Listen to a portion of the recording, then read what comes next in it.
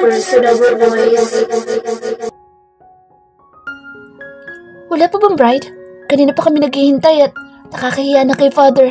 Hindi pa dumarating si Hillary. Sad ng babae na invited sa kasal namin.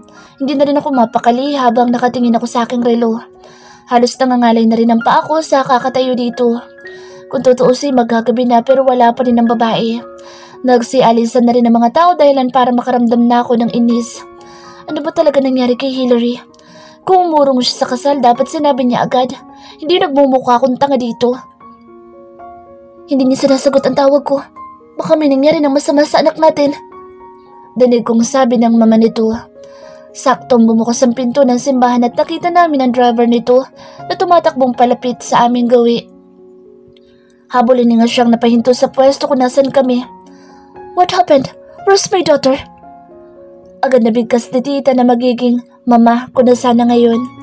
Sir, ma'am, may dumukot po yata sa anak niyo. May isang tao kasi na kumulong sa akin sa bodega. Buti na lang nakalabas ako pero pagpunta ko sa taas wala na po doon si Ma'am Hillary. Wika niya na tila pagod na pagod.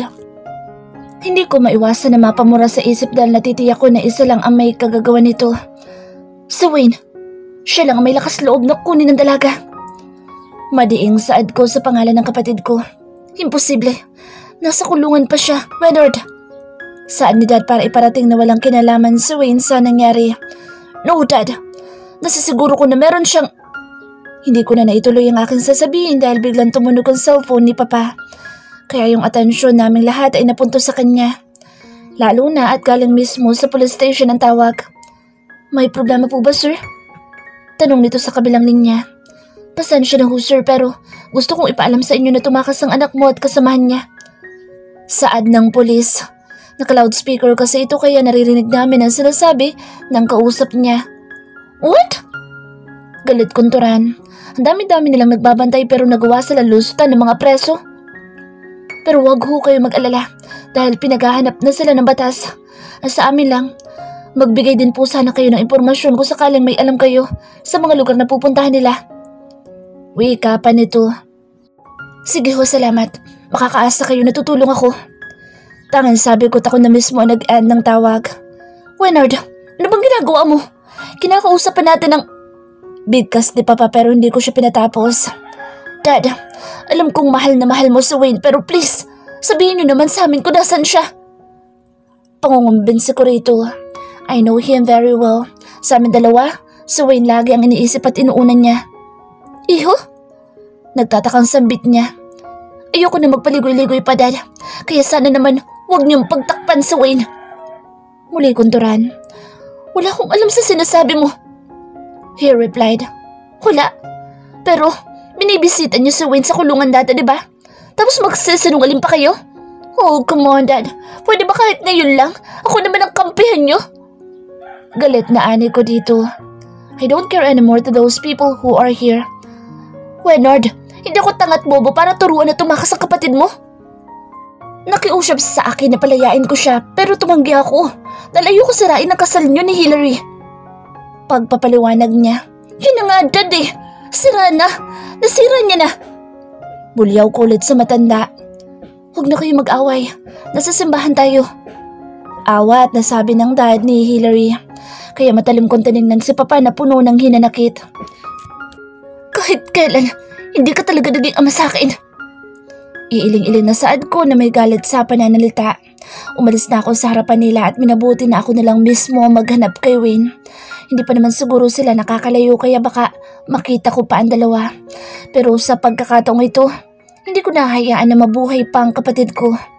Papatayin ko na siya dahil masyado na siyang hadlang sa amin ni Hillary. Ako na rin ang gagalaw para masiguro ko na hindi ako magkakaroon ng sabit. Sinimulan mo ito, Wayne. Pues, akong tatapos. Sambit ko sa aking isip at mahigpit kong hinawakan ang manibela. Mabilis ko na rin pinarurot ang kotse patungo sa lugar na pwede nilang pagtaguan. Hillary's personal voice. Malakas na tunog ng tambol ang siyang narinig ko ulit sa kalagitnaan ng pag-iisip ko. Bala ko sanang tumakas sa kamay ni Wayne at bumalik ng Manila dahil Chuck, hinahanap na ako nila, Mama. Pero paano? Paano ako makakaalis sa lugar na ito? Hindi ko nga alam ang pasikot-sikot para makalabas ng baryo. Mga kababayan, may patimpalak na magaganap mamayang hapon. Sa mga gusto sumali, pumunta na lang sa basketball court. Pag-announce na isang lalaki gamit ang megaphone. Sinilip ko ito mula sa maliit na bintana at nakita ko na may paradang nagaganap.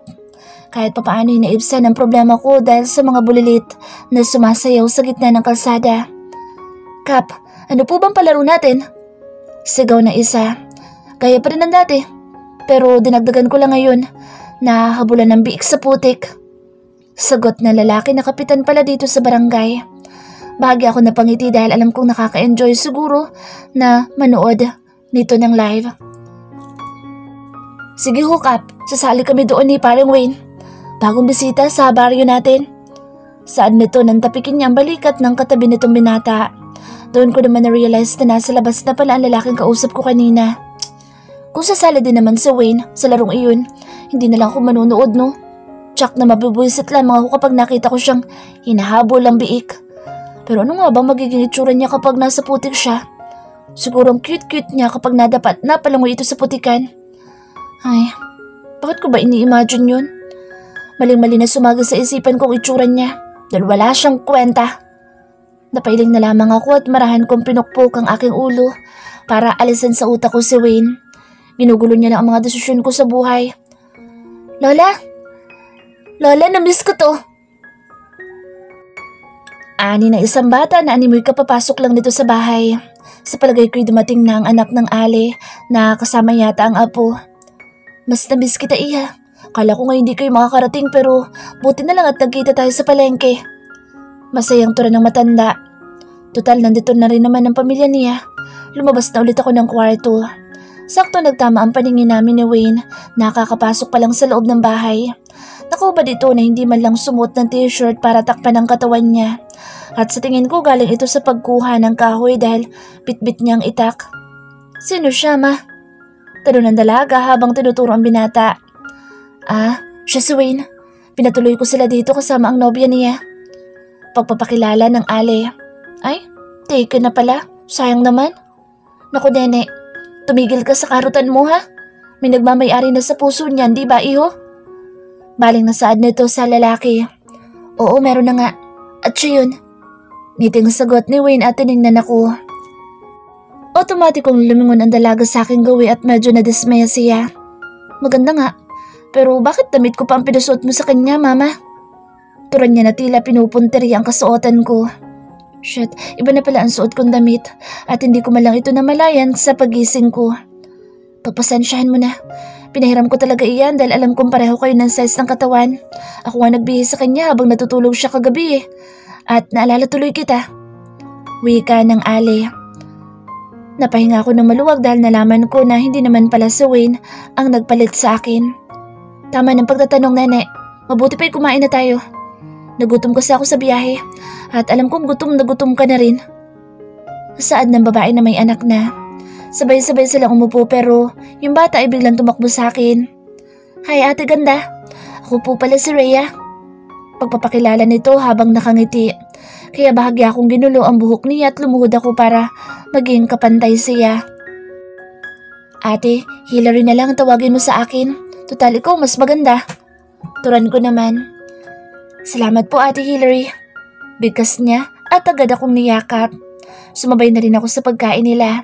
At bilang pasasalamat, ako ang nag-insist na maghugas ng plato. Pero habang naghuhugas ako, kitang-kita ko si Nene na kinakausap si Wayne. At basta sa reaksyon ng binata, halatang natutuwa siya sa kadaldala ng dalaga. Gusto ko mainis pero ikinalma ko ang sarili dahil hindi ito tama. Wala na akong feeling sa kanya at ayokong ibalik pa iyon. Nay, sasamahan ko lang si Wayne ha. Sasali pala siya sa paghuli ng biik. Paalam ni Nene sa Ali. Kasalukuyan kasi nagluluto ang matanda habang tinutulungan siya ng isa niyang anak. O sige, mag-iingat kayo. Sana'y manalo ka iho. Tugon ng mama niya. Wala sa oras at malakas ko inilagay ang baso dahilan para makagawa ito ng ingay. Iha, may problema ba? Tanong nito sa akin. Wala ho. Nadulas lang sa kamay ko. Saad ko na lamang. Ako yung pinakilala niyang nobya pero nagpasama siya sa iba. Pero kung sa bagay, ayoko rin naman pala siya na makasama. Ipinagpatuloy ko na lang ang aking ginagawa at kahit sa paglilinis ng bahay hindi ko pinalampas para nang sa ganoon maging busy ako at hindi ko maisip si Wayne. Kaya lang si Ate Ana, palihim niya palang sinusulyapan ng kilos ko. Kung gusto mong mapanood ang boyfriend mo, nandoon lang ang basketball court. Sa gilid noon ginaganap ang laro sa putikan. Pagtuturo nito sa daan, hindi naman po ako manunood. Mas pipiliin kong tumulong dito kasi mapanood ang taong yun. Bigkas ko sa kanya. Kahit na, nobyo mo pa rin siya. At alam mo ba na kapag nanalo ang isang lalaki sa larong iyon, may bulaklak na ibibigay sa kanya para ibigay din iyon sa babaeng gusto niyang mapangasawa. Saad muli nito. Ewan ko ba pero nagkaroon tuloy ng pangamba ang damdamin ko dahil sa sinabi ni Ate Ana. So I don't have a choice kundi ang lumabas para makita kung sino ang mananalo. Pumunta nga ako sa tinutukoy niya at maraming tao ang nagkukumpulan doon. Naghihiyawan ang mga kababaihan dahil ang lalaking naglalaro ay si Wayne. Oo, si Wayne nga. May kalaban siyang 3 lalaki. Hinuhuli nila ang biik na sobrang bilis kung makatakbo. Pero sa huli, si Wayne ang nagwagi. Siya ang nakahuli. At kahit puno ng putik ang katawan at mukha niya, hindi pa rin mawala ang kagwapuhan at kakisigan ng katawan nito. Masyado kaya tang swerte, iho. Kaya dahil dyan, bibigyan ka namin ng bulaklak. At pumili ka sa mga babae dito kung sinong gusto mong alayan ng pagkapanalo mo. Saad ng malaking tao nang ilahad niya ang bulaklak kay Wayne. Biglang bumilis ang tibok ng puso ko nang makita kong lumabas ito sa putikan at lumakad palapit kay Nene. Sa titig niya pa lang sa dalaga, alam ko na doon niya ito ibibigay. Kaya tumalikod na ako para hindi ko na sila makita pa. Dapat pala hindi na lang ako pumunta. Nasayang tuloy ang pagod ko. Babe! Sigaw ng binata pero hindi ako lumingon. Nag-iilusyon lang yata ako. Hillary! Tawag nito sa akin. This time hindi na ito ilusyon dahil mismong pangalan ko na ang binanggit niya. I'm sorry, hindi ko sa'yo binigay ang bulaklak. Pagpapaumanhin niya. So what? Kahit naman ibigay mo sa akin hindi ko rin tatanggapin. Masungit kunturan at akma na sanang maglalakad ulit kaya lang muli siya nagsalita. Hindi ko ibinigay ang bulaklak dahil mas maganda kung pagmamahal ko mismong ibigay ko sa'yo. Kahit na paulit-ulit mo itong tinatanggihan, hindi ako magsasawa na mahalin ka, Hillary. He said at tiningnan ako sa mata. Because my love for you will never end. Pumayag ako. Pumayag ako sa kagustuhan ni Wayne. Binigyan ko siya ng pagkakataon para paniwalaang muli.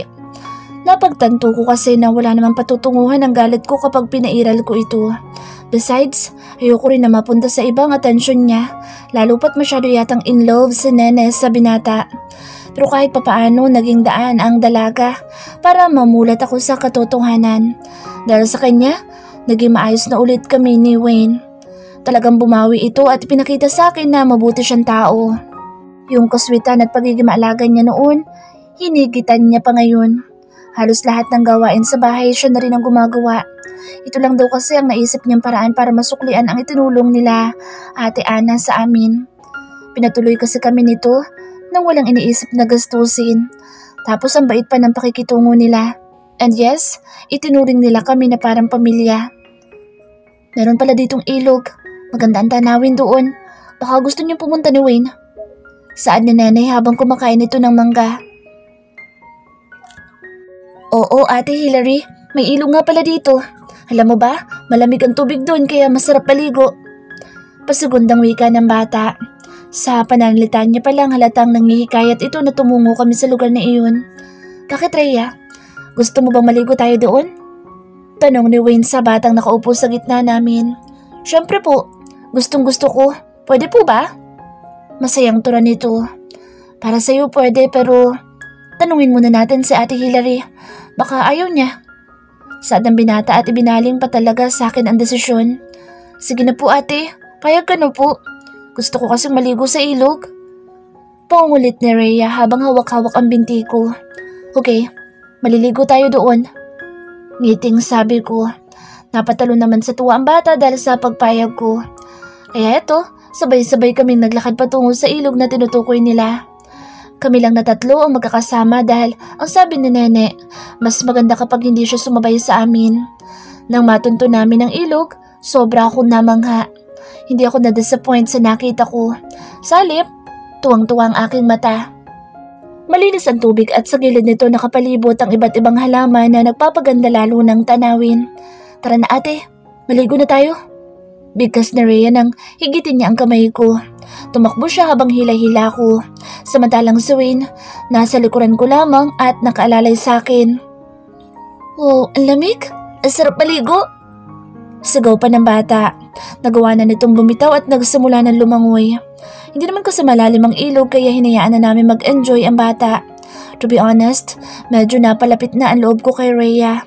Sa 1 linggo na pag-stay namin ni Wayne sa lugar na ito, minamahal ko na ang mga taong nakakasalamuhan namin.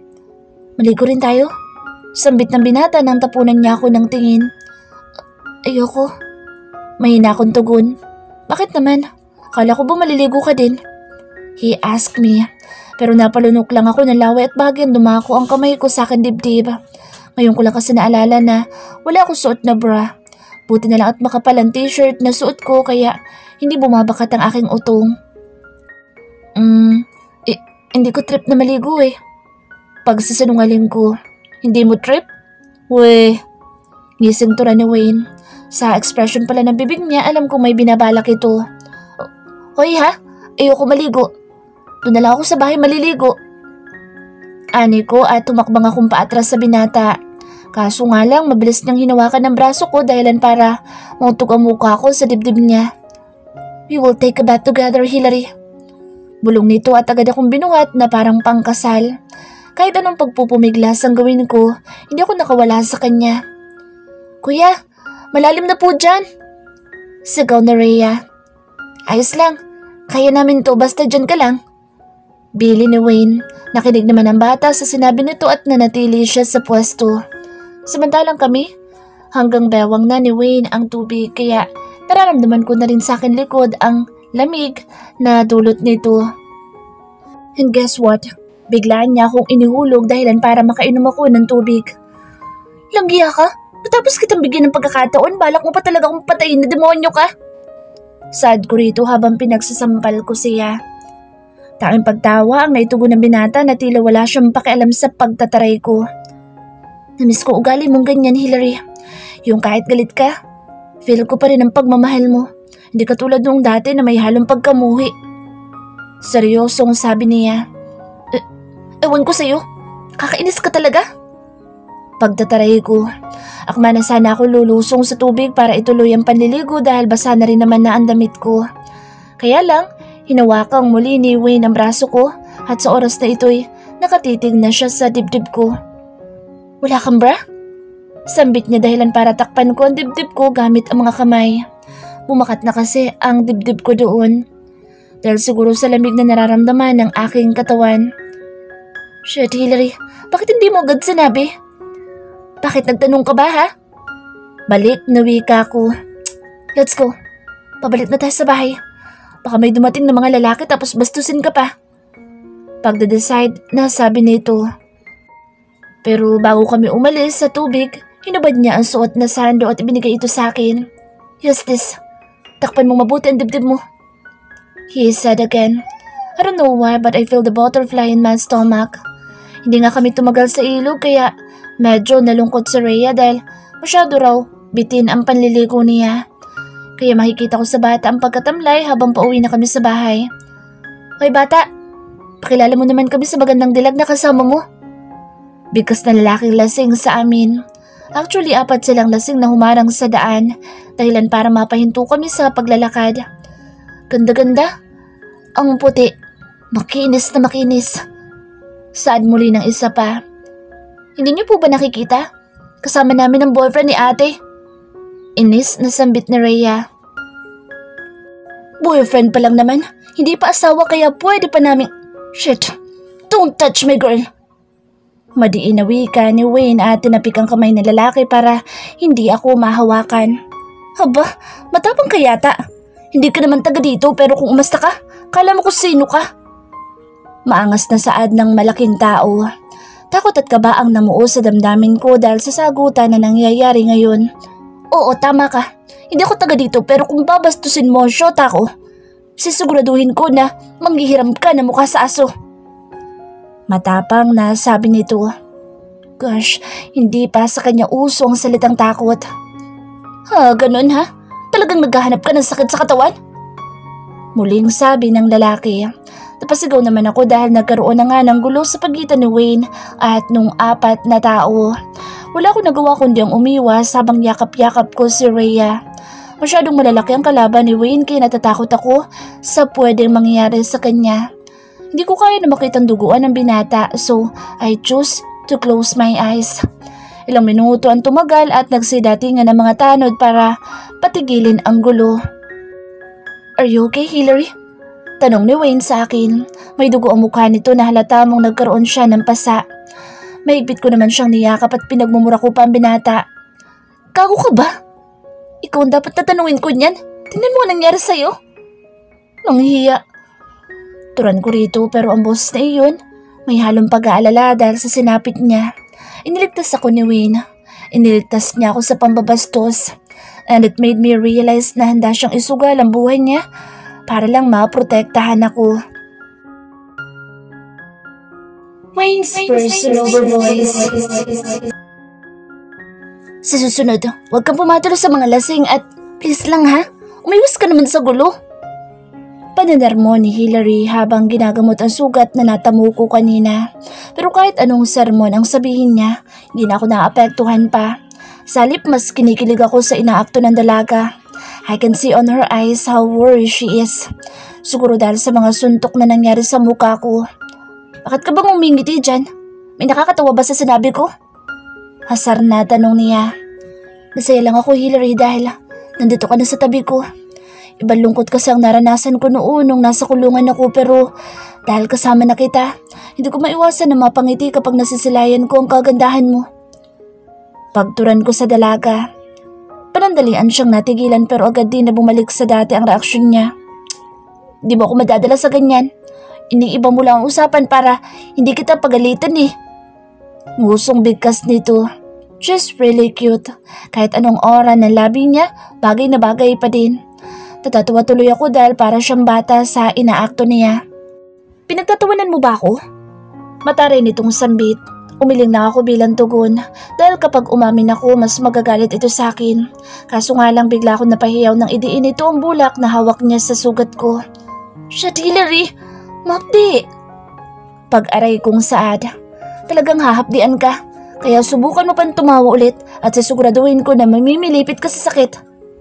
Bulyaw nito bilang pananakot. Narinig ko ang hagikik ni Ate Ana na animoy pinipigilan ang kilig sa amin dalawa. Para pala kayong aso't pusa kapag nagkakaayos. Pero in fairness, bagay na bagay talaga kayo.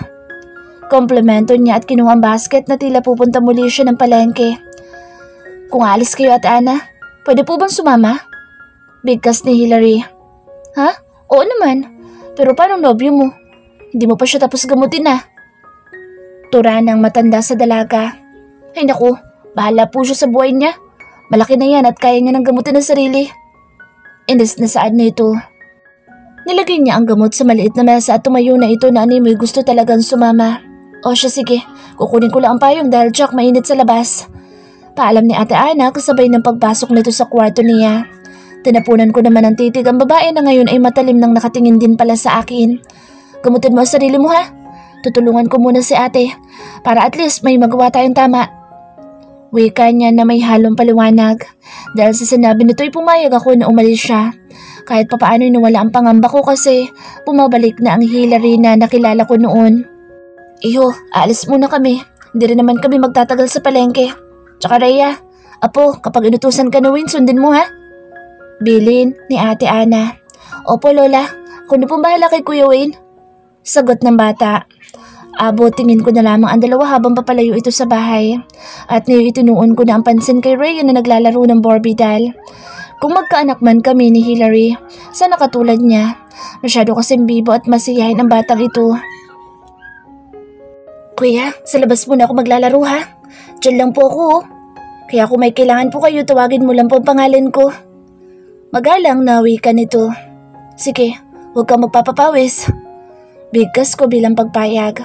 Tuwang-tuwa naman itong tumakbo sa labas. Yung nanay niya may mahalaga itong pinuntahan. Samantalang si Nana naman nasa bahay ng barkada. Kaya sa madaling salita ako ang natira sa bahay. Simpleng bahay lang ito pero hindi mahirap ang buhay. Dito mo masasabi na kahit walang signal or internet connection, magiging masaya ka pa rin. At dahil wala naman akong magawa, pinili kong humiga dito sa mahabang upuan para sana matulog. Kaya lang hindi pa nga ako nakakainat ng katawan, biglang pumasok si Rhea. Kuya, may naghahanap po sa inyo ni Ate Hilary. Kapatid mo daw po siya. Sambit ng bata. Sa salitang kapatid, biglang kumabog ang dibdib ko. Kasabay noon, nasilayan ko ang pagpasok ni Leonard. Otomatikong napabalikwas ako sa upuan at napatayo kahit na medyo masakit pa ang sikmura ko. Rhea, maglaro ka na ulit. Sad ko sa bata na agad naman itong sununod. Kaya hinarap ko ng muli si Leonard at naglakad akong palapit sa kanya. Paano mo nalaman na nandito kami? Kalmado kong tanong. Obvious ba? Magaling akong maghanap lalo na kung ang hinahanap ko ay si Hilary. Kaya ilabas mo na siya at uwi na kami. Diretsyong wika nito. Hindi ko siya ibabalik sa'yo. Matigas kong saad pero nilibot nito isa-isang kwarto para hanapin ang dalaga. Hilary, si Leonard to. Kukunin na kita. Pagtawag niya sa babae. Nagsasayang ka lang ng pagod. Kaya kung ako sa'yo, umuwi ka na. Bigkas ko ulit. Hindi ako uuwi hanggat hindi ko siya kasama. Baka nakakalimutan mo, fiancé niya ako. At ipapaalala ko sa'yo na hinahanap ka ngayon ng batas. Mainit ka na sa mata ng mga pulis at kung ayaw mong madagdagan ng kaso mo, ibalik mo na sa akin si Hilary. Mahaba na tunturan. Wala akong kaso, kaya wala akong dapat nakatakutan. At alam nating dalawa kung sino ba sa atin na nagsasabi ng totoo. Pagsasabi ko, sa may katapangan na boses. Saludo din naman ako sa pagiging matapang mo, no, Wayne? Pero wala ka na magagawa doon dahil sa mata ng lahat, kriminal ka. Pangiinsulto niya. Ikaw ang kriminal. Masyado mong ginagalingan ng pag-arte para paniwalaan ka. Sa lahat ng baliw na nakilala ko, ikaw yatang pinakamalala. Akalain mo, pati sarili mo nagawa mong barilin para magmukha akong masama. Sad ko sa binata na ikinatawan niya. Dahil ganyan ako kautak. Ganyan ako kagaling pagdating sa labanan. Lahat planado, kagaya ng ginawa ko kay Hilary. Plinano ko iyon.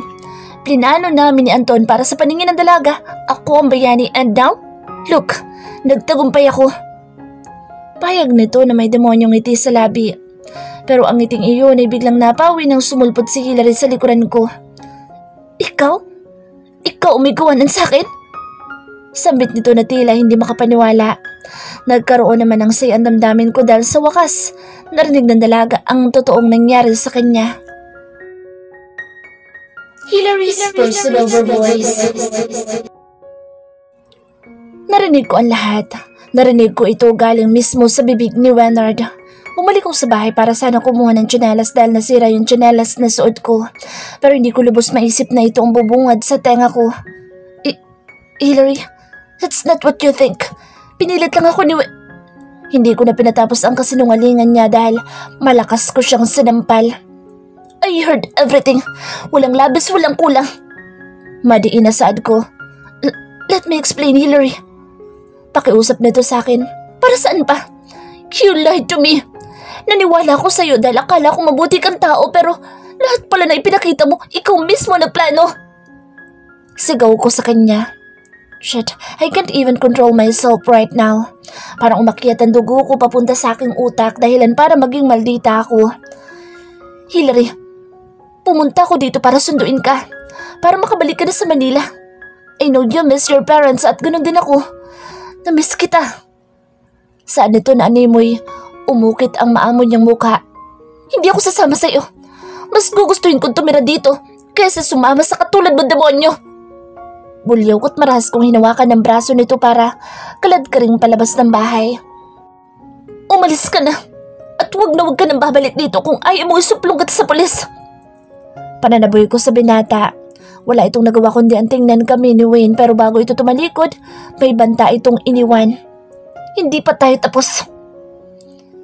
Hindi pa ito ang huling pagkikita natin. Bigkas na manner na puno ng galit. Hindi na namin iyon pinansin pa dahil ngayon malinaw na sa isipan ko ang lahat. Nagkamali ako. Nagkamali ako dahil hinusgahan ko agad si Wayne. Nagkamali ako ng pinagkatiwalaan at higit sa lahat, nagkamali ako dahil sinaktan ko yung lalaki na walang ginawa kundi ilayo ako sa kapahamakan. Hiyang-hiya tuloy ako at hindi ko alam kung paano ko harapin ang binata. I'm sorry. Hingin pa umanhin ko without looking at him. Ayos lang, biktima ka rin, kaya naiintindihan ko iyon, Hillary. Sabi niya dahilan para mapalingon na ako sa lalaki. Pero nasaktan kita kaya... Shh! Don't blame yourself dahil para sa akin, wala kang kasalanan. Wika na Wayne kaya hindi ko na natuloy pa ang sasabihin ko. Niyakap niya rin ako na mahigpit at tinalikan ang buho ko. Basta simula sa araw na ito, hindi na kita iiwan. Ayoko nang muli maulit ang nangyari sa iyo. He said again, kaya mabilis akong kumuwala sa yakap at ngumiti ako sa harapan niya. Talagang hindi na yun mauulit dahil babalik na tayo ng Manila. Diretsyang litanya ko. Huh? Pero may kaso pa ako sa Manila. Hindi ko pa nalilinis ang pangalan ko, Hillary. Kaya hindi pa ako pwedeng bumalik doon. Balik? Natural nito. I know, pero ako maglilinis ng pangalan mo. Magsasalita ako para mapakulong si Leonard. Agad na sabi ko. Hillary, ayoko nang madawit ka dito. Baka isipin nila tinakot pa kita. Kaya kami na ng mga kaibigan ko ang bahala sa problemang ito. Wika nito habang nakahawak sa balikat ko pero umiling lang ako. Hindi kasi ako sang-ayon sa gusto niya. Ayoko na lagi lang siya ang kumikilos. 2 kaso nakapatong sa iyo, Wayne. Yung sa akin at yung kay Leonard. So please, hayaan mo ako na tulungan ka. Pangungumbinsi ko sa binata. Matagal din bago ito makasagot. Kung yan ang gusto mo then fine. Pero bukas na lang tayo aalis. Alam kong may binabalak ang kapatid ko na masama kaya kailangan natin mag-ingat. Iba na ang tumatakbo sa isip niya at masyado na siyang delikado. Tugon niyang muli. So I just nodded as my reply. Hindi na rin ako sumama pa kay Ate Ana para masiguro kong aking kaligtasan. Nanatili ako nasa tabi ni Wayne habang hinihintay namin na lumipas ang gabi. At pagsapit ng bagong umaga, magalang kami na nagpaalam sa pamilya na tinutuluyan namin. Sa unay medyo nalungkot sila dahil nga napamahal at napalapit na rin ang loob nito sa amin ng binata. Pero mabuti na lang at naintindihan nila ang sitwasyon kaya sila pa mismo nagbigay ng pera para makabili kami ng gas. Salamat po talaga. Huwag po kayo mag-alala. Babalik kami dito. Saad ko kay Ate Ana. Hinalikan ko pa si Rhea sa noo at nakita ko ang bahagya niyang pagluha. Love na love ka ni Ate Hillary. Hayaan mo't bibilan kita ng maraming laruan. Bigkas ko sa bata. Maya-maya sumakay na kami ng kotse at simulan na itong paandarin ni Wayne. Umalis na kami sa baryo Maligaya para harapin ang problemang iniwan namin sa Manila. Kailangan naming ayusin ito para sa ikabubuti ng lahat. Kapag naayos na ito at nalinis na ang pangalan mo, handa akong pakasalan ka. Sambit ko sa kanya. Mabilis siyang sumulyap sa akin na tila nabigla sa sinabi ko. Hillary, hindi naman ako nagmamadali. Pero gusto kong ituloy natin iyon. I want you to be my husband, Wayne. Malambing na saad ko. And I want you to be my wife. Pero sa ngayon, ito muna ang atupagin natin, babe. Hindi madali ang gagawin natin pagkarating sa Manila. So we need to be ready. Sambit nito na animoy kinakabahan. Ano bang ibig mo sabihin? Sa mga salita mo pa lang parang may mamamatay sa atin. Turan ko sa kanya. Ay, I don't know, babe. Iba kasi ang kabog ng dibdib ko. Sa buong buhay ko ngayon lang ako natakot and shit. Hindi ako mapakali. Pag-amin ng lalaki. At para mawala ang kabatakot dito'y dinampian ko siya ng halik sa pisngi. I love you, kaya huwag kang nega dyan. Makakarating tayo ng ligtas sa Manila at ikakasal pa tayong dalawa. Ngiting sabi ko, kahit ang totoo, ganoon din ang nararamdaman ko. Oo, kanina pa ako natatakot pero hindi ko lang pinapalata kay Wayne dahil ayoko siyang mag-alala. We're on the way to Manila. Plano na naming ayusin at ilagay sa tama ang baluktot na pangyayari. Oo, kakasuhan ko si Leonard dahil sa ginawa nito sa akin. Kahit may pangamba sa pagitan naming dalawa ni Wayne, we continue to think positive. Hindi dapat kami magpatalo sa kaba, lalo pa't nagiging komplikado ang sitwasyon namin. Malapit na ba tayo, babe? Saad ko sa binata na ngayon ay nakakonsentrate sa pagmamaneho. I guess, 1 oras na lang makakarating na tayo sa Manila. He just replied. Halata ko ang pagkaseryoso nito dahil sa higpit ng hawak niya sa manibela. Wayne, calm down. Calm yourself. Magiging okay din ang lahat. Trust me. Bigkas kong muli para palakasin ang loob niya. Ngayon ko lang yata nakita ang pagiging ganito niya. And shit, hindi ako sanay. Babe naman, kung ano man ang nasa isip mo, hindi yan mangyayari. Makakarating tayo na ligtas sa Manila at magiging matagumpay tayo. Saad ko ulit sa binata. Kahit hindi man sabihin, nababasa ko ang tumatakbo sa utak at mata niya. Sana nga, Hillary.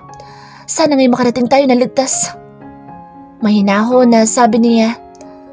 Pero kung magkataon na may mangyari sa akin, lagi mong tatandaan na mahal kita and I will do everything just to make sure that you are safe. Pagpapatuloy na wika nito, bigla namang kumabog ang puso ko dahil sa binitawan nitong kataga. Gustuhin ko man na maging positibo pero mismong si Wayne ang napanghihinaan. Alam mo babe, wala tayo sa pelikula para magsabi ka ng ganyan. Mag-drive ka na nga lang. Tangang turan ko at idinaan ko na lamang ito sa biro. Minabuti kong ituon na rin ang atensyon sa daan na tinatahak namin. Kaya naging tahimik kami sa loob ng kotse. Hanggang sa biglang nahinto sa sakyan at muntikan pa ako mauntog. What happened? I asked him. Flat. Na-flat yata ang gulong. Dito ka lang at titingnan ko. Saan nito? Bumaba na nga ito at pumunta sa unahan para i-check ang gulong. Kaso laking gulat ko na lamang na may 2 lalaki ang tumutok ng baril sa ulo ni Wayne. Hindi na ako nagpaligoy-ligoy pa at bumaba na rin ako ng kotse. Please, ibaba mo ang baril. Pakiusap ko sa mga tao. Nagawa ko lumapit sa binata at niyakap siya. Hillary, di ba sabi ko sa'yo huwag kang bababa? Tura ni Wayne sa akin. Pero iyo kung may mangyari na masama sa'yo. Tugon ko naman. Medyo naiiyak na ako dahil sa kaganapan ngayon. Ang daya ni Tadhana. Kung kailan ayos na relasyon namin dalawa, heto pa magiging kapalit. Bravo! I love the scene. Crying for each other? Wow! Malakas na sambit na lalaki mula sa amin likuran. His voice was so familiar. Hindi nga kami nagkamali ni Wayne dahil may demonyong balak nga ang kapatid niya. Yes, si Wenard. Nandito si Wenard habang nakangisi ang bibig niya. Ano bang gusto mo ha? Hindi pa ba sapat ang mga ginawa mo sa akin? Niloko mo na ako. Pinaikot mo pa ang isip ko kaya ano pa bang gusto mo? Matapang na bigkas ko. Alam mo kung anong gusto ko, Hillary. And that is you. Gusto ko lang naman ikasal tayo pero masyadong hadlang si Wayne sa atin. Kung hindi kanya kinidnap, edi sana mag-asawa na tayo. At sa tingin ko, oras-oras tayong nasa kama at naglalaro nang wala sa plot. Ganun sana tayo ngayon pero dahil sa walang hiyang naudlot ang lahat. Galit na anito at dinukot ang baril sa likod ng pantalon niya. Wenard, no! Please, no! Huwag mo sasaktan si Wayne. Huwag mo siya sasaktan. Naluluhang pakiusap ko habang hinaharangan ko ang katawan ng lalaking mahal ko. Madali akong kausap, Hillary. Kapag sumama ka sa akin, walang mangyayari na masama sa kanya. Pero kung pipiliin mo na magmatigas, wala na akong choice kundi patayin ka na rin. Kasama siya. Wika nito na tila wala na sa katinuan. Mas pumibilis ang kabog ng dibdib ko dahil sa akin takot na umaapaw sa damdamin ko. Hindi ka patas kung lumaban, Wenard. Masyado ka duwag. Kung sa palagay mo makukuha mo si Hillary sa akin, huwag ka na umasa. Matapang natura ni Wayne. Napapikit na lamang ako ng mata dahil alam ko na magiging mainit lalo ang dugo ni Wenard. Wala akong pakialam. Ang mahalagay na sa akin ang huling halakha. Kaya kung ako sa'yo, lumuhod ka na't magdasal ka. Bigkas niya tumawa na parang isang baliw. Wenard, no! Please, no! Huwag mo sasaktan si Wayne. Huwag mo siya sasaktan. Naluluhang pakiusap ko habang hinaharangan ko ang katawan ng lalaking mahal ko. Madali akong kausap, Hillary. Kapag sumama ka sa akin, walang mangyayari na masama sa kanya.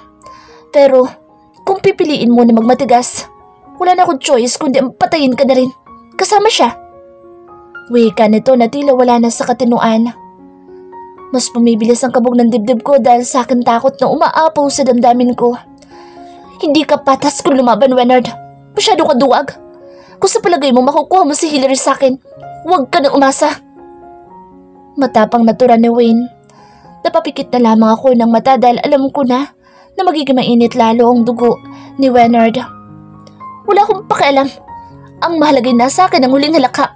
Kaya kung ako sa'yo, lumuhod ka na't magdasal ka.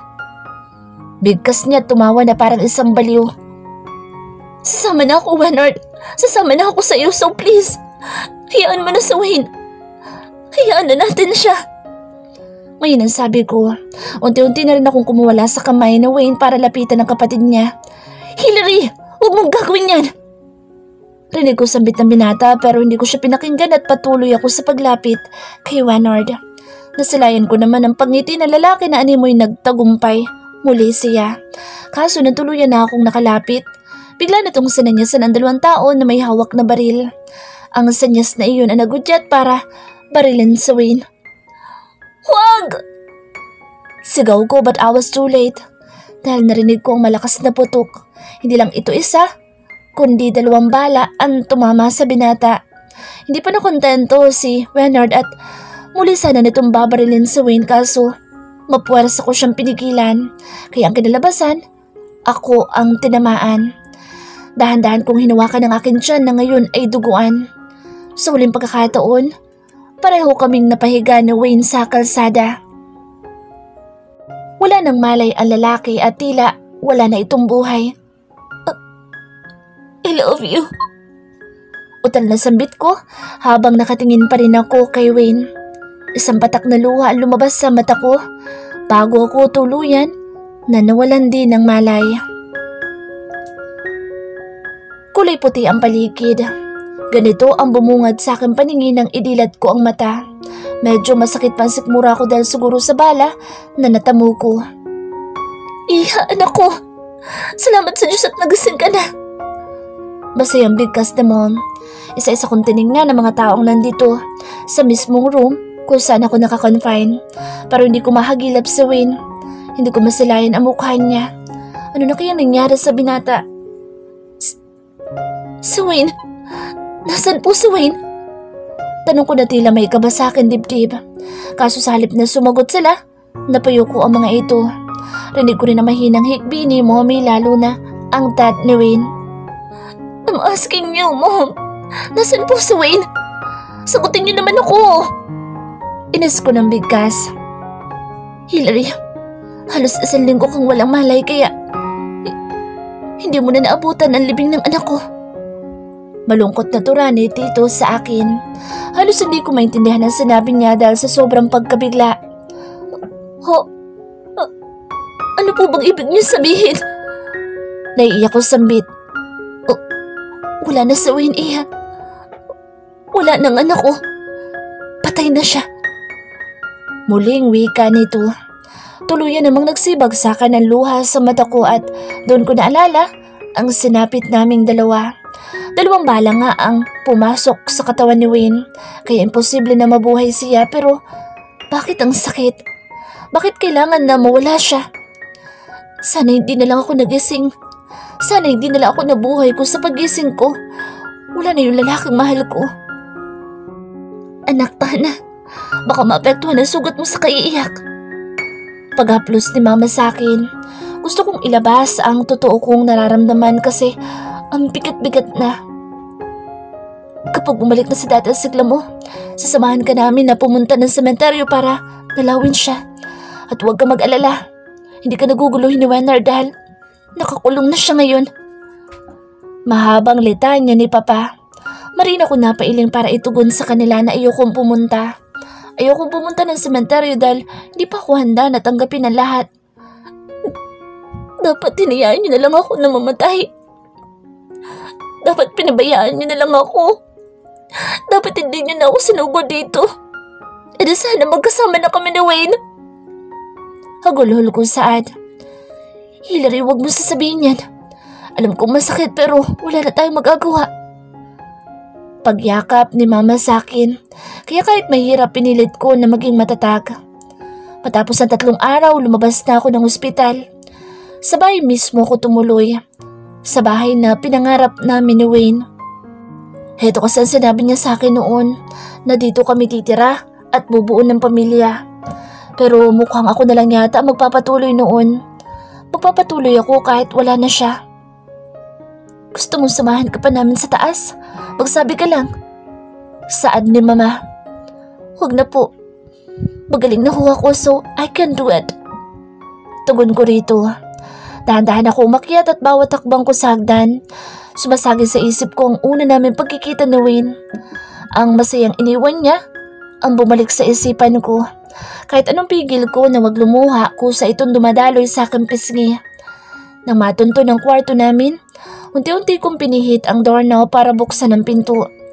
At sa pagbukas ko noon, kakaibang disenyo ang nasilayan ko. Kakibat nito ang mga letrang nakadikit mismo sa dingding. Will you be my wife, Hillary? Pagbabasa ko rito, ewan ko ba? Pero napaawang ang labi ko dahil sa mga nakita ko ngayon. Sa loob ng kwarto, nakita ko ang mga kaibigan ni Wayne na may hawak na iba't ibang instrumento. Nagpatugtog sila habang may kasama itong kanta. Pero nasaan? Nasaan siya? Looking for me, babe? Natatawang bigkas ng binatang nasa likuran ko. Otomatikong nilingon ko ito at nasulyapan ko ang lalaki na iniyakan ko ng bongga dahil akala ko'y patay na siya. Wayne? Buhay ka? Pagsambit ko, parang ayoko kasing maniwala dahil kitang-kita ko kung gaano karami ang dugong umagos sa katawan niya. Hindi ba halata? I'm here standing in front of you kaya oo, buhay ako. Nabuhay ako para ituloy ang kasal natin. Wika nito na kaagad ko siyang pinagsasampal. Nangya ka? Gago ka? Akala ko patay ka na. Alam mo ba kung ilang tissue naubos ko dahil sa kaiiyak ko sa'yo? Tapos buhay ka naman pala. Asar konturan. Kahit ganito lumalabas sa bibig ko'y umaapaw ang kaligayahan sa mukha ko. I just want to surprise you, babe, kaya kinausap ko sila. Bigkas ni Wayne habang itinuturo sila dad na nasa likuran niya. Puwas hindi nakakatuwang surprise mo. Pakunwaring tampo ko. Babe naman, ayaw mo ba akong pakasalan? Saad nito na may kalungkutan sa boses. Ayoko. Pagtatry ko sa binata. Ay, mukhang mapipilitan yata ako na buntasin ka muna kung ayaw mo pumayag. Pagdadecide ni Wayne. Gago, ang manyak mo talaga. Turan ko at malakas ko siyang binatukan. Pero sa huli, tinanggap ko siya sa buhay ko. Pumayag ako na magpakasal sa kanya. Maayos na kasi ang lahat dahil nalinis na ang pangalan ni Wayne at nalinis na rin ang The Wild Tigers Gang. Kaya hindi ko lubos na maisip na hantong kami sa ganito. Akalain mo, yung mahilig kong jowa noon ay asawa ko na ngayon. And yes, after of getting married, nabuntis ako't nagkaroon kami ng anak. Sa kabila ng pinagdaanan namin sa buhay, kapalit noon ay ang isang masayang pamilya na kasama pa rin si Wayne.